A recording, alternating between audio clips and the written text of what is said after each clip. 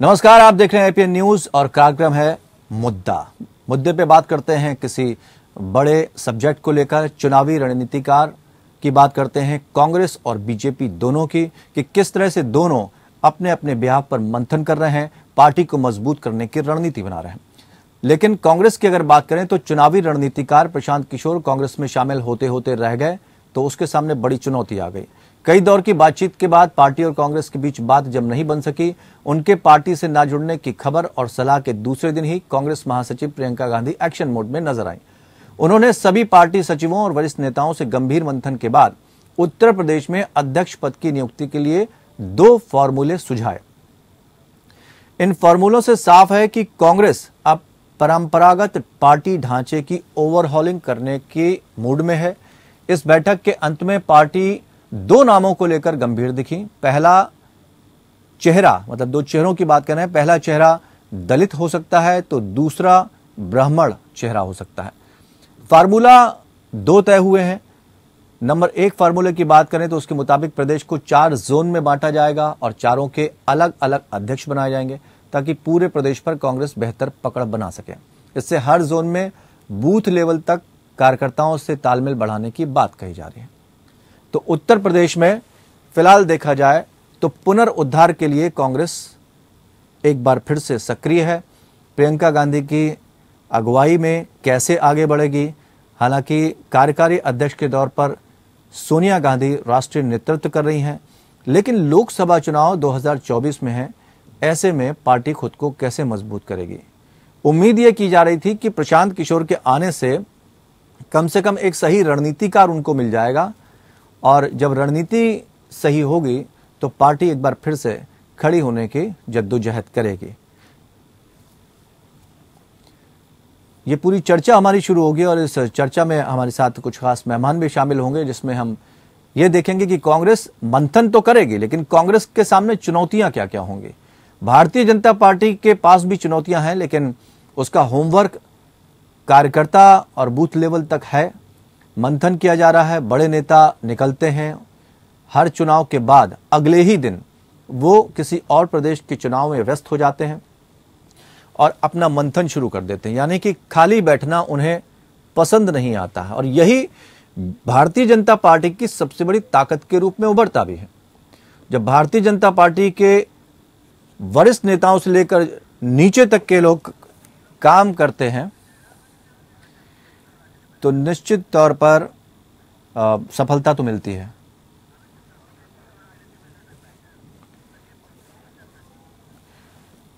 तो कैसे अपने आप को मजबूत करेगी कांग्रेस, ये समझने वाली बात है। प्रशांत किशोर के बाद चुनौतियां बड़ी हैं। हमारे साथ फिलहाल दो खास मेहमान जुड़े हुए हैं। कंचन द्विवेदी जी हमारे साथ जुड़ी हैं, भारतीय जनता पार्टी के नेता हैं, और हमारे साथ राजनीतिक विश्लेषक के रूप में संजीव कौशिक जुड़े हुए हैं। आप दोनों मेहमानों का बहुत बहुत स्वागत करते हैं। कंचन जी, आपके पास हम आएंगे, लेकिन उससे पहले संजीव जी से हम बात करना चाहेंगे, क्योंकि संजीव जी जिस तरह से राजनीति का विश्लेषण करेंगे और उनको अनुभव है, तो वहां से शुरुआत करते हैं। कुछ ही देर में जावेद अहमद साहब भी, नेता कांग्रेस से भी हमारे साथ कोई ना कोई जुड़ जाएगा। उसके बाद हम उनसे इस सवाल का जवाब ले लेंगे कि किस तरह से मजबूत किया जाएगा। उनका जो फार्मूले हैं, 2 फार्मूले उन्होंने बनाए हैं, किस तरह से उसको इम्प्लीमेंट किया जाएगा। लेकिन हम संजीव जी आपसे जानना चाहेंगे, क्या लगता है कि जिस स्थिति में अभी कांग्रेस नजर आ रही है उससे वो उबर पाएगी? और ये जो 2 फार्मूले प्रियंका गांधी ने अभी सुझाए हैं, इस पर अच्छे से काम हो सकेगा? क्योंकि कैडर वोट सबसे ज्यादा काम आता है, बूथ लेवल पर काम किया होता तो ज्यादा काम आता है, लेकिन क्या कांग्रेस बूथ लेवल पर उतनी मजबूत नजर आ रही है? बूथ लेवल को ही मजबूत करने की रही है। शुरुआती दौर से हमने देखा है कि जिस तरह से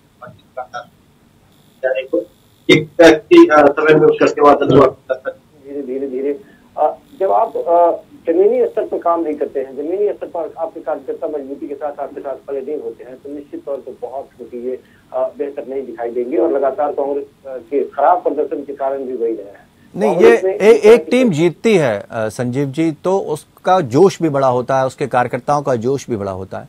लेकिन कोई भी चीज अगर इतनी बुरी स्थिति में कांग्रेस पहुंच गई है तो धीमे धीमे तो नहीं होती। क्या इसके पीछे की वजह मानते हैं कि कैडर स्तर पर भी अब कैडर वोट भी नहीं रहा, कैडर कार्यकर्ता भी नहीं रहा है कांग्रेस के साथ, तो कांग्रेस कैसे मंथन करेगी और कहां आपको वीकनेस नजर आ रही है?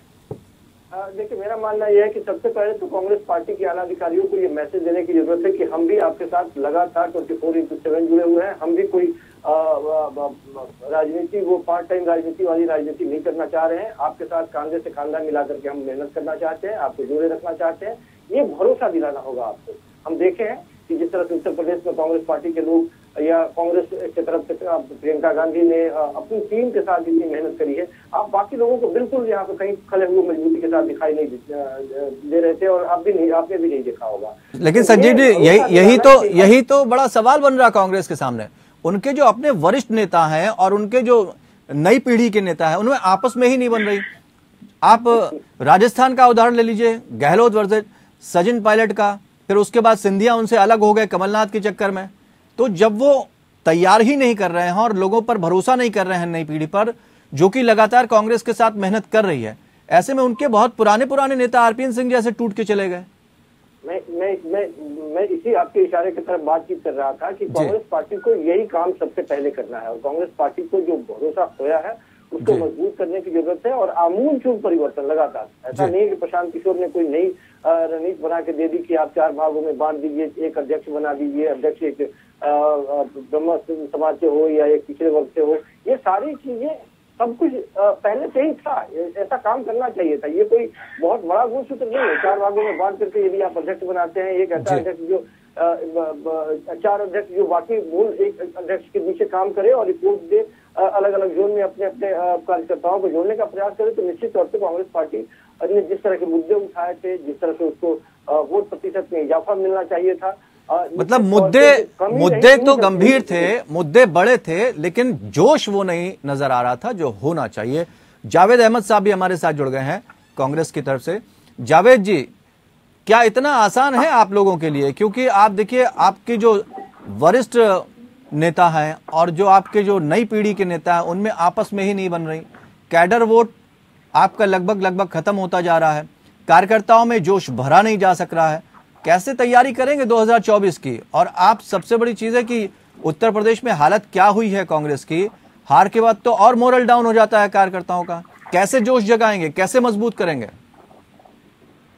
नहीं, बिल्कुल आपकी बात से मैं सहमत हूँ कि हार के बाद जोश कम होता है, लेकिन आपने देखा होगा कि हमारी कांग्रेस पार्टी की सरकार जो है विगत 30-32 वर्षों से उत्तर प्रदेश में नहीं जी। तो हमारी कहीं ना कहीं लड़ाई शासन सत्ता पाने की नहीं, बल्कि व्यवस्था परिवर्तन और एक जो गैर कांग्रेसी सरकार जो उत्तर प्रदेश में आज 30-32 साल से है, उसने किस ढर्रे पे प्रदेश को ले जाकर के किस तरीके से प्रदेश में काम किया है, क्या यहाँ पर नैरेटिव चलता है, किस तरीके से जाति समीकरण, क्षेत्र समीकरण, भाषा समीकरण, संप्रदाय समीकरण, जो इस तरीके की चीजें हैं, सबका जो जोड़ मिला करके जनता के हितों को नकारते हुए जिस प्रकार से शासन अभी तक चला है, हम लोग उसके खिलाफ लड़ाई कर रहे हैं। नहीं तो शब्द बदल देने से क्या होगा? 32 साल से अगर आप सरकार में नहीं है तो ये कमी किसकी है? मंथन नहीं हुआ, लोग कहते हैं चापलूस नेताओं से घिरे रहे आपके बड़े नेता, जिस वजह से ये हालत हुई। नहीं देखिए सर, ऐसा है, मैं आपको बताऊं कि बहुत आपको मैं उत्तर प्रदेश की भाषा में बताता हूँ ना कि जब किसी व्यक्ति के पास चाहे कितना भी जिसको कहते हैं ज्ञान हो, बड़ा दिखारू हो, बड़ा समझदार हो, लेकिन अगर उसको गरीबी घेर लेती है ना, तो उसको सारे लोग जो है उनको जिसको कहते हैं कि ताना देना शुरू कर देते हैं। तो कांग्रेस गरीब हो गई ये माना जाए? हमारी पार्टी जो सत्ता में नहीं रही ना, तो जिस पार्टी का जो दिल चाहता है वो हमारे ऊपर कहने के लिए खड़ा हो जाता है। और हिस्ट्री पढ़नी चाहिए लोगों को, भारत का इतिहास। जावेद अहमद जी, राजनीति में जावेद अहमद जी, ये तो बहुत बड़ी बात कह दी। राजनीति में आने के लिए जनता का दिल जीतना पड़ता है, जनता के मुद्दे उठाने पड़ते हैं, उनको गंभीरता से लेना पड़ता है। ये जरूरी है या कि आप राजनीति सिर्फ पैसे की हो गई है? पैसा है तभी आप चुनाव जीतेंगे, तो बहुत बड़ा सवाल है। नहीं सर, मैं इस चीज से एक में कंचन जी से सवाल ले लें, भारतीय जनता पार्टी से जुड़ी हुई। कंचन जी, भारतीय जनता पार्टी के पास बहुत पैसा आ गया है, वो कह रहे हैं कि अब गरीब पार्टियां जो हैं चुनाव नहीं लड़ सकती हैं, कांग्रेस गरीब हो चुकी है इसलिए उसे दिक्कत आ रही है। नहीं, कांग्रेस तो भारतीय जनता पार्टी के पास क्या बहुत पैसा आ गया है?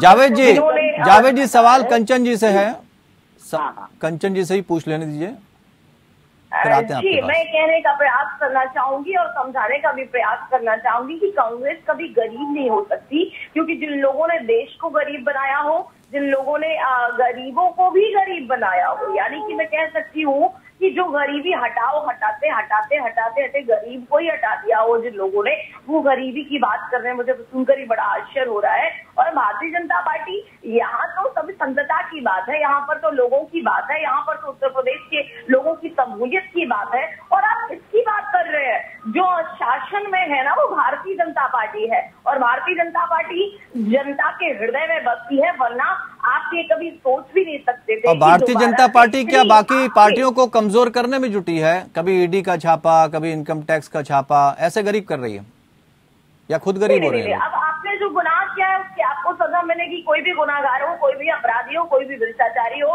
कोई भी भूमाफिया हो। तो ये मानते हैं भारतीय जनता पार्टी में सब एकदम पाक साफ है? भारतीय जनता पार्टी की स्थिति नहीं, भारतीय जनता पार्टी में सब पाक साफ है, किसी पे कोई आरोप नहीं, किसी ने कोई गबन नहीं किया, कुछ नहीं हुआ ऐसा? जिस पर भी मैं फिर से आपको कोट करूंगी और कहूंगी, जिस पर भी आरोप होंगे, चाहे वो भारतीय जनता पार्टी का हो, कांग्रेस का हो, सपा को हो, या फिर कोई आम आदमी हो, अगर उसने गुनाह किया है तो उसे सजा मिलनी चाहिए और मिल रही है। यही तो है जो आप आज सारे विपक्ष को जान ले रहा है, जानलेवा बन गया है सारी पार्टियों के लिए, कि भाई आप अगर सबको साथ में लेकर के निष्पक्षता के साथ में समझदारी। चलिए इस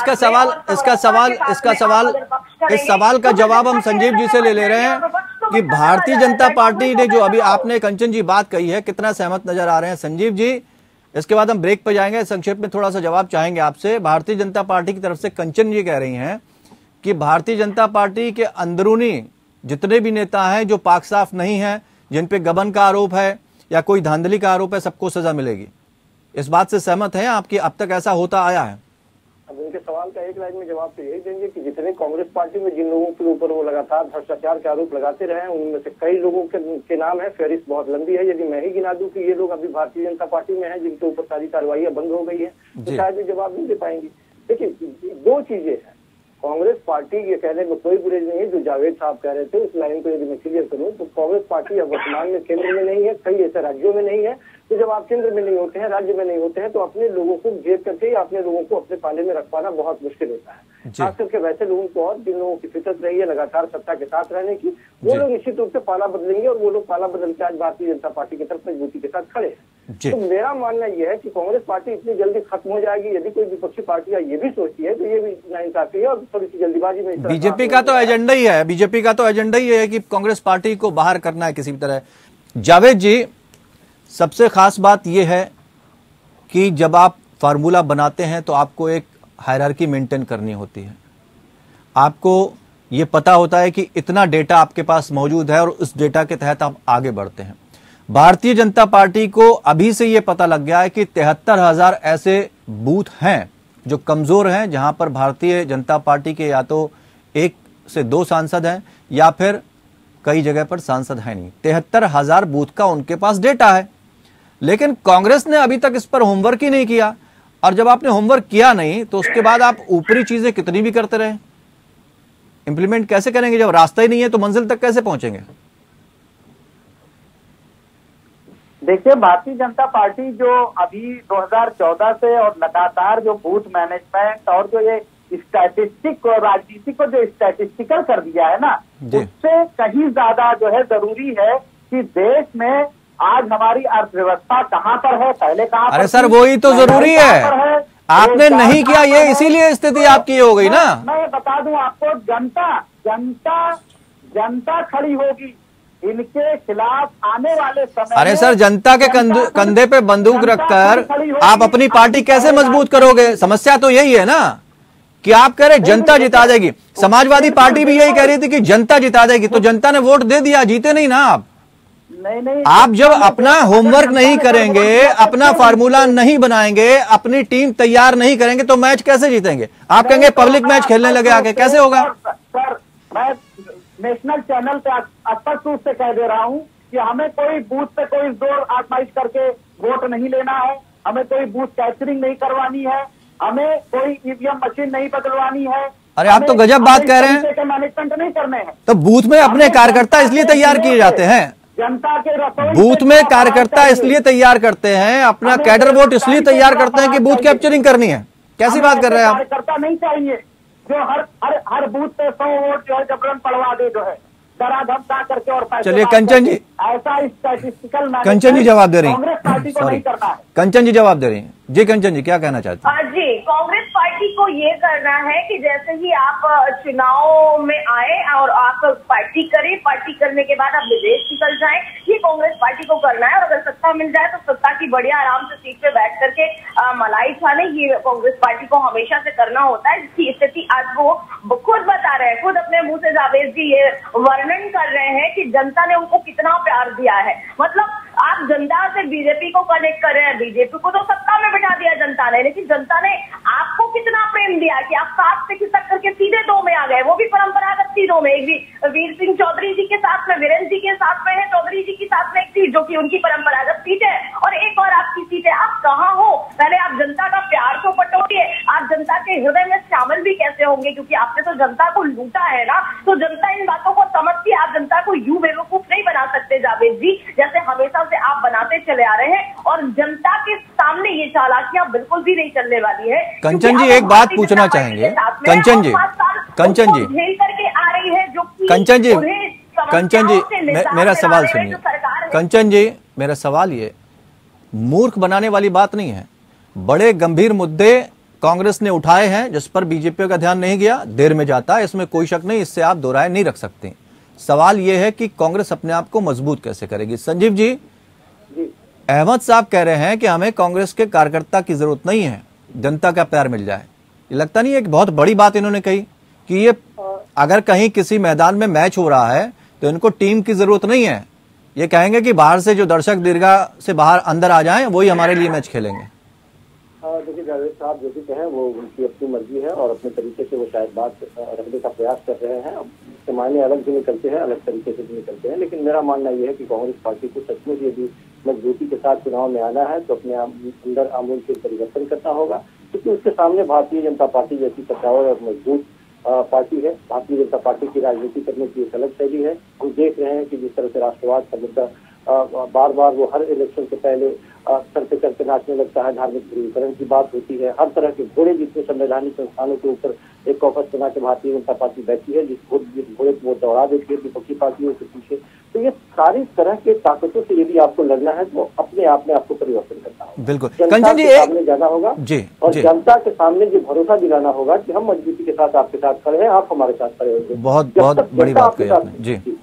जनता को, और जनता को भरोसा है भी जनता, लेकिन कई बार ठगी सी रह जाती कि भाई आप कुछ कर ही नहीं पा रहे हैं, आपके नेताओं में वो जोशी नजर नहीं आ रहा है, आपके नेता बड़े मुद्दे उठाते हैं लेकिन उस पर अमल नहीं हो जाता। अच्छा कंचन जी, बीजेपी के पास ये कौन सा फार्मूला है कि बड़े मुद्दे कांग्रेस उठाती है लेकिन भुना बीजेपी लेती है? क्या कोई पारस पत्थर मिल गया क्या बीजेपी को?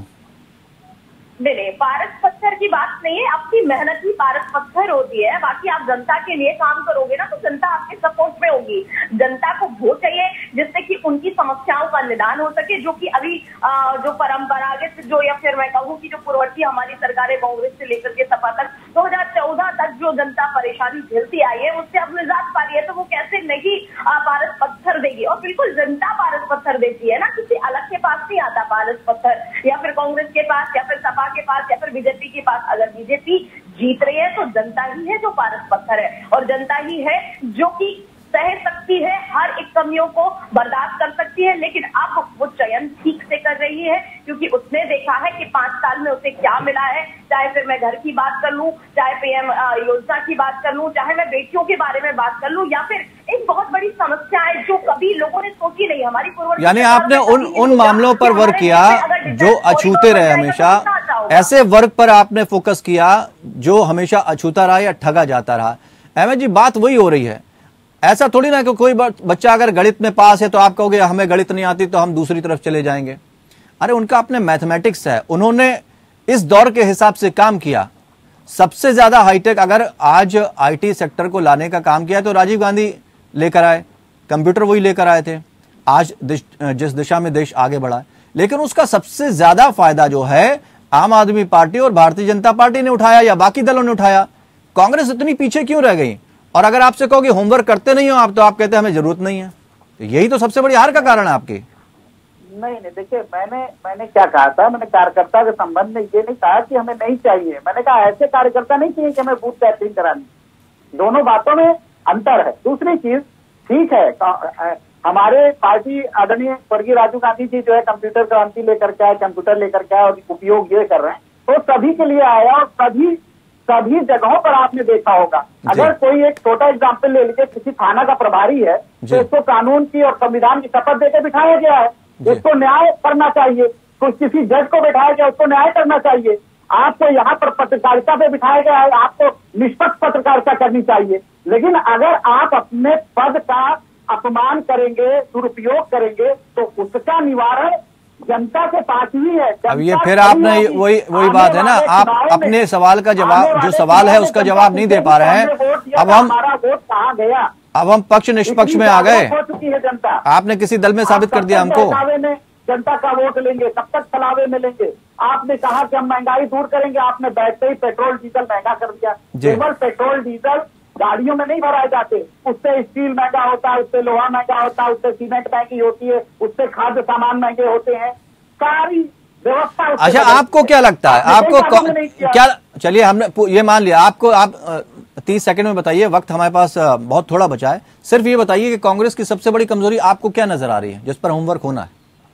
कांग्रेस की सबसे बड़ी कमजोरी आज की डेट में मैं मानता हूं कि जो कांग्रेस बड़ी निष्पक्षता के साथ भाईचारे की बात करती है, प्रेम की बात करती है, सहिष्णुता की बात करती है, आपसदारी की बात करती है, सबको एक साथ लेकर के चलने की बात करती है। संजीव जी, आखिरी टिप्पणी 30 सेकंड के अंदर दे दीजिए। लेकिन आने कि वाले कांग्रेस जो अहमद साहब कह रहे हैं उससे अभी बहुत सारी चीजें वो पूरी उन्होंने खिचड़ी बना दी है, उनको बहुत सारी चीजों का होमवर्क करना है, वो हायरार्की की बात अभी नहीं कर रहे हैं। लेकिन अगर एक फार्मूले की बात की जाए तो आपको क्या लगता है कि कौन सी चीज है जो कांग्रेस को विजयी करा सकता है, और क्या ये आसान है इतना?